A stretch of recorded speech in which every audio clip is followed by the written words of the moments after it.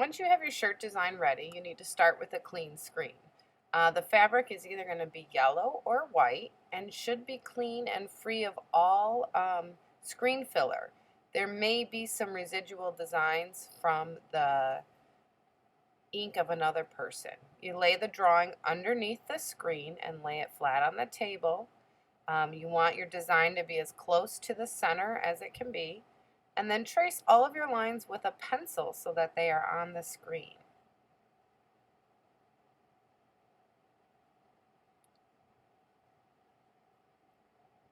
Next, you need to apply the drawing fluid. The drawing fluid is going to hold the place of the screen temporarily, and wherever you apply the drawing fluid is where the ink is going to print on the screen.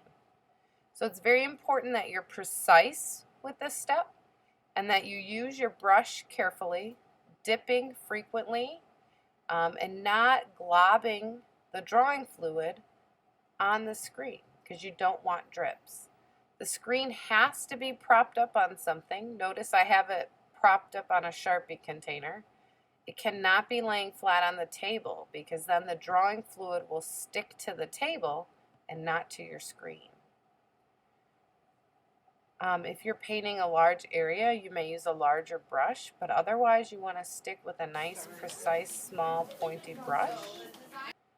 I like to rest the drawing fluid on the screen so I don't have to move it as far. But if you're clumsy, you may not want to do that, just in case. Notice I paint solidly in the areas, for example, the Hester, that I want to print filled with ink, but in like the class of 2017, I've only outlined. The screen filler step you're going to do with Mozilla, just because we only get one chance to do it right, so we're going to do it together. What we're trying to do is clog or close all the areas of the screen that we do not want to print, okay? So we need a squeegee, the screen filler. Notice the container's all drippy. It's a little hard to work with. Needs to be stirred up, and so it looks like the consistency of like a chocolate milkshake. If it's all separated, you need to stir up the fluid with a spatula. So we're going to pour a small amount of the screen filler in one side.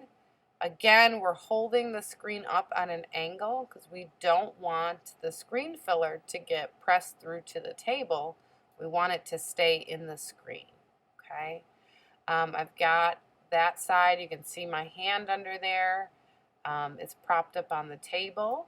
We're going to take our squeegee and we're going to pull it across. We only get one chance, so you got to have a firm but even pressure. And notice that it coated.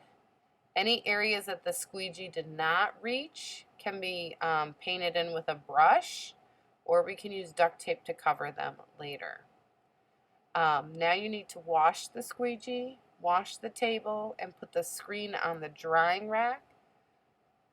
It must dry overnight, and then we're going to wash out the drawing fluid with cold water. It needs to be cold water because the hot water will damage the screen filler. And we're not using a scrub brush. We're gently using our fingers and rubbing out the drawing fluid. Any stubborn spots, you can get a washcloth, but we don't want to use a scrub brush because we don't want to damage any of that screen filler. You need to dry the screen enough so that it doesn't drip all over the classroom, so get any big spots off of it before you carry it around the room.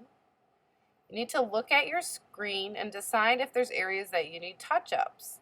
Upon inspection of mine, I had some areas that I did not make as precisely as I wanted in the drawing fluid step, so I'm touching up the letters directly with the screen filler. You need to make sure that you're really focused for this step because you can't undo or redo with the screen filler. Once it's on there, and if you try to scrub it off, you tend to do more damage to the screen than to help it. So I'm being really focused. I stirred up the screen filler. And I'm just touching up any areas that didn't have a good crisp edge and I wanted it to be a little more precise.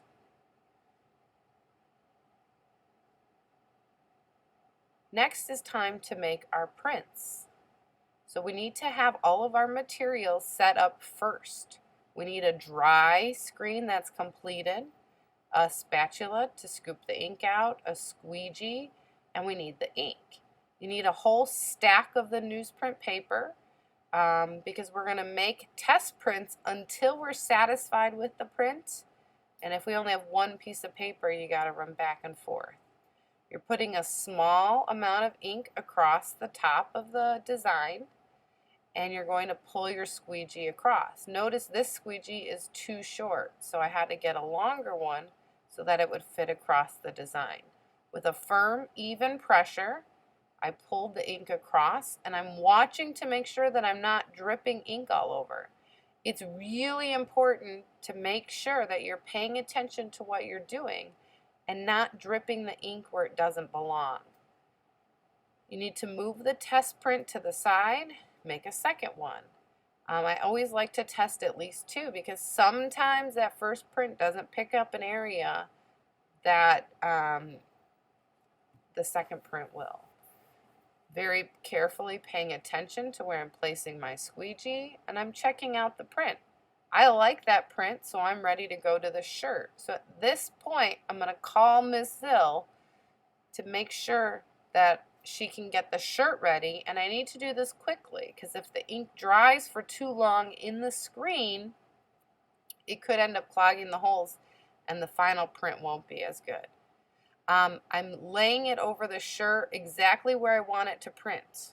Okay, I'm not wiggling it around, I'm not setting it down and moving. You gotta have it lined up where you want. The shirts are more absorbent than that thin paper, so you're gonna pull the squeegee across the screen between 2 and 5 times. And then, before you take the screen off, you're gonna look under the edge and peek. So I only pulled it up a small amount, peeked under, was satisfied with the quality of the ink, and then I pulled the screen completely off. You have to clean up all of your messes.